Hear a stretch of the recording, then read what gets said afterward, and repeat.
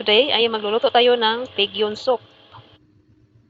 Ito yung mga ingredients: Gordon royal seeds, dried lily bulb, dried tangerine peel, dried yam, and lotus seeds. Yung dried yam, i-cut muna natin and then i-soak natin yung mga ingredients for about 30 minutes sa tubig para lalambot.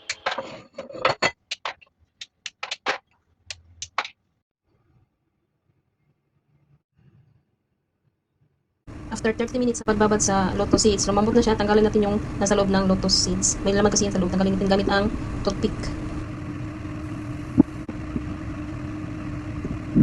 After 30 minutes sa pagbabad sa tangerine peel, hugasan ito at linisan.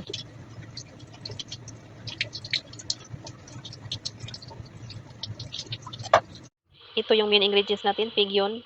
Linisan natin ito at ikat natin ito ng mga 4 na piraso. Ayan, nakat ko na siya. Then, haluan natin ito ng pork. Yung Pigyon at saka pork, i-blanch muna natin bago natin ihalo natin sa sabaw.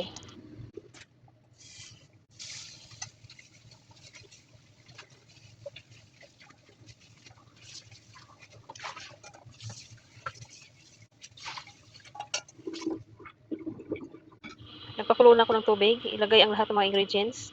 Lutuin lang ito ng mga about 2 hours.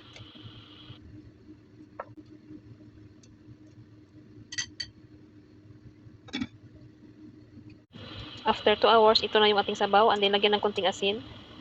It's done. Thank you for watching. It's ready to serve.